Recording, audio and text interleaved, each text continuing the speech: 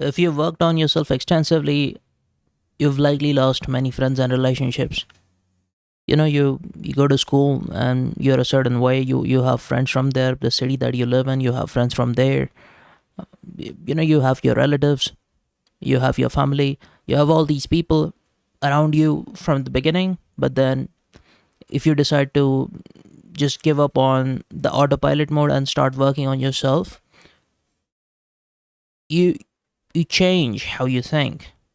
And the more you work on yourself, the less you relate with the people around you. So say if people around you, they've never made it to where you want to make it, it's very likely that they lose touch with you. They just start excuse me, they just stop understanding what you're all about. And it's painful to live in the company of friends, uh, and people that don't understand where you're coming from. And god forbid if you've used if you used psychedelics to almost like boost your transformation, like the way you think now, it's just going to be completely different compared to how regular people think. Because normal people, they just bothered about their daily existence and doing something just every now and then, just to get a dopamine boost, just go on a trip or something, or just do something stupid, whatever.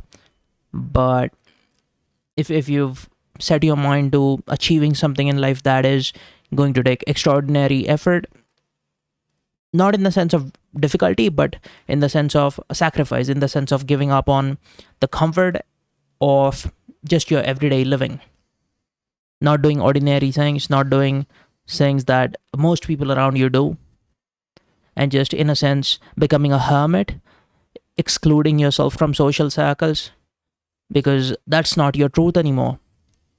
It's just difficult, man. It's extremely difficult when you don't have many people to relate. It's like giving up on the life that you had to reach to the life that you would like to have. But then this in between space, the waiting room, now that's the difficult part, because at this point you don't have many people to relate to.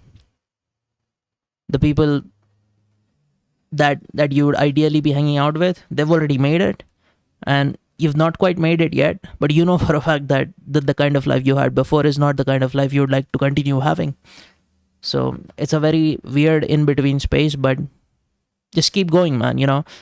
Like like they say, if you're going through hell, just keep going. There's no no point in stopping, is there? But yeah, that's what's up. Like, don't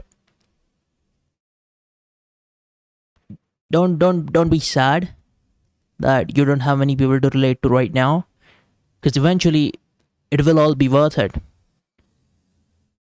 Like, what's the point in just faking to coexist with the kind of people you don't even want to hang out with?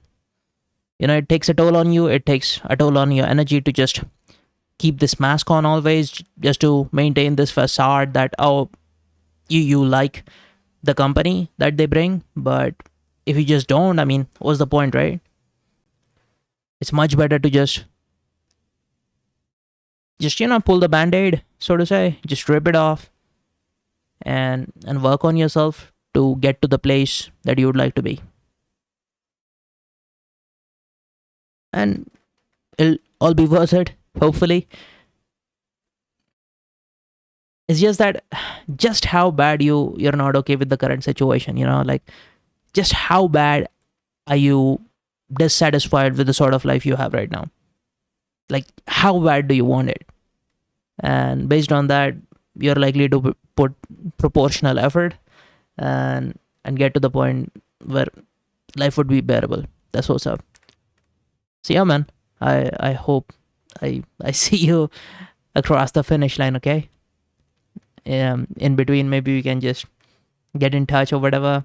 Just if you're also trying to work on a life that is intentional, if you're trying to get to some place where you have financial freedom, if you have worked on yourself enough to know that that the way you think is, it's very defined, it's very structured, it's very intentional, not just autopilot opinions, Like I'd very much like to get in touch with you, and hey, uh, just you know what to do. Okay, I feel like that's enough for this one. I hope you tune in on the next one. Take care now.